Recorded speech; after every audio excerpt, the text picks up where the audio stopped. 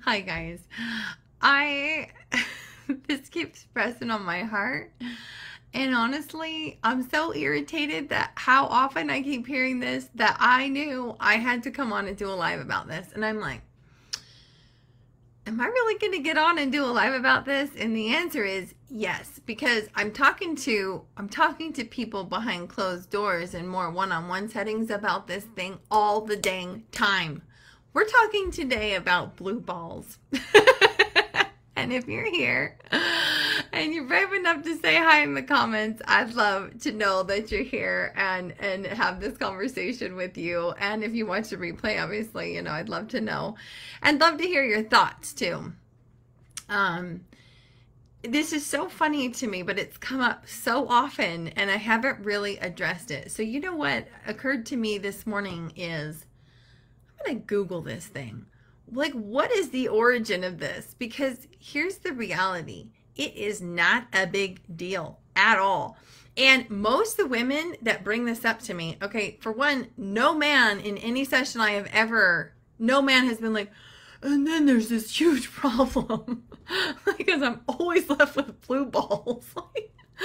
Never has that come up in conversations around intimacy and sex with any couple, with any man, but it comes up from the woman's mouth all the time because it's this stupid, subtle little thing that was probably planted in our brains in high school because we had inappropriate friends. That's where I first learned about it.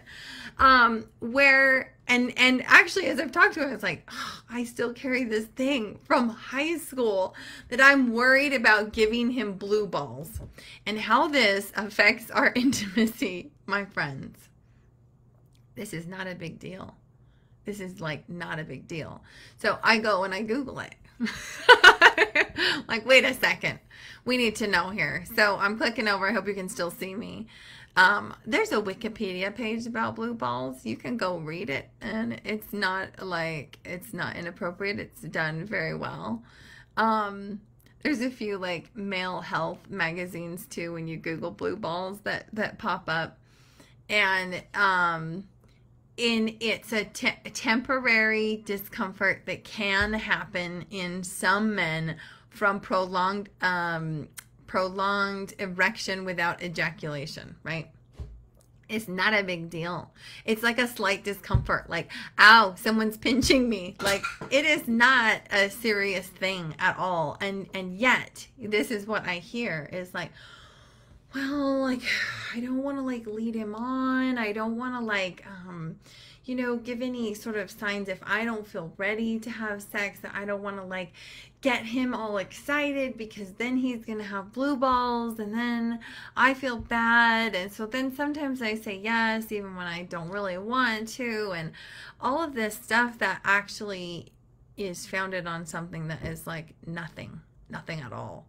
And I just, if I sound irritated, I'm not irritated with you. I'm not irritated with the women saying this. I'm irritated with the stupid societal thing that happened that has us all carrying this dumb thing around thinking that we have to protect our spouses and our partners from blue balls.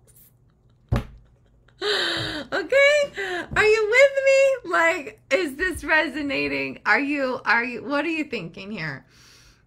My husband was the first one to say to me, like, no, that's not really a thing. And I want to say we had probably been married for I don't know, more than 5 years. We had been married for a long time before I ever even realized how often that thought was affecting our intimacy. It was affecting our physical intimacy all the time. And, he's like, no, that's not even really a thing. It probably took me still a few additional years to believe him, to think that it's okay for my husband to have an erection and me to not act on it, me to not have it mean something, or all of a sudden feel all this pressure, which then leads us into a bit more of a serious conversation around duty sex. So you see that he has an erection. You're plagued by this ridiculous blue balls issue, right? And then you also feel a wifely duty to have sex and please your husband. Yeah, just earlier today, someone commented in one of the groups I'm in around pressures as a woman, where we feel pressure to make him feel like a man.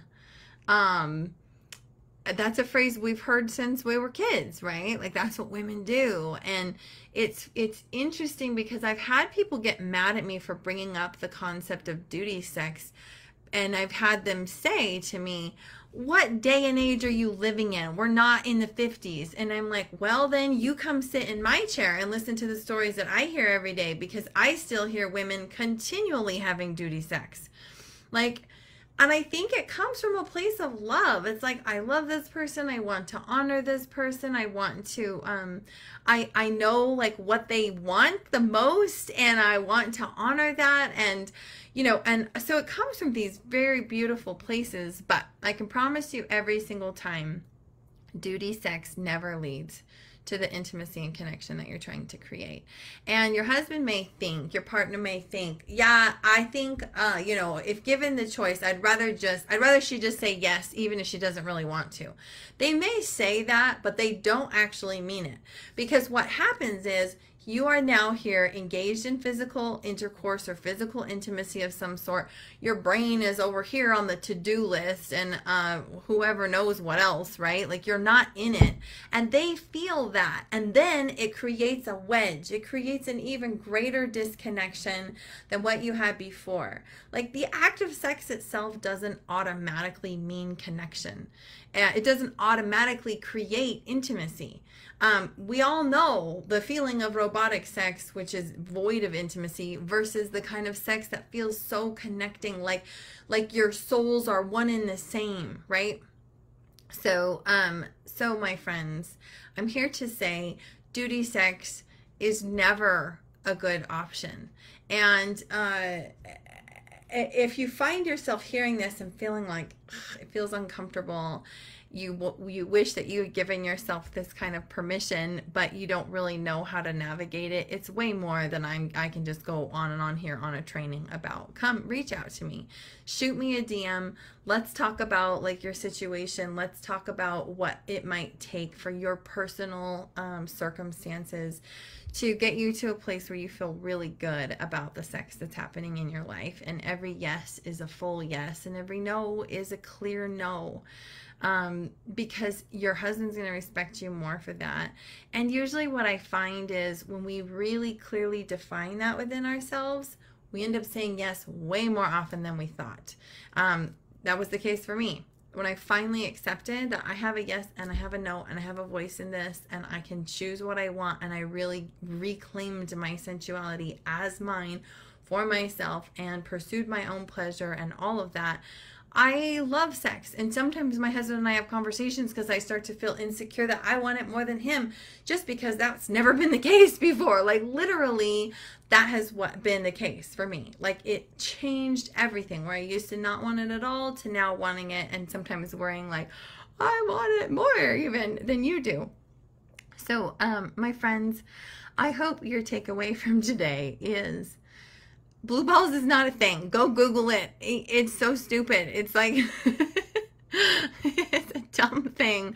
It should not have any like weight or bearing. And if your partner is using that as weight or bearing, literally the top paragraph on Google says, and should never be used as a reason to persuade someone to physical activity.